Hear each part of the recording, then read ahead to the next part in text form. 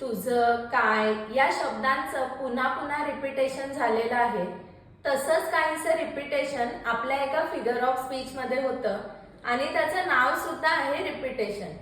हो, इतकी सोपी गोष्ट तुम्हाला तर माहीतच असणार आहे, पण ज्यांना माहीत नाहीये त्यांच्यासाठी चला तर पाहूया काय आहे ते. रिपिटेशन हे फिगर ऑफ स्पीच आपण काही उदाहरणांच्या मदतीने समजून घेऊया. पहिलं उदाहरण आहे, ही ran and ran to escape the chasing dog. याच्यामध्ये बघा रॅन रॅन पुन्हा पुन्हा रिपीट झालंय किंवा अँड सुद्धा पुन्हा पुन्हा रिपीट झालंय.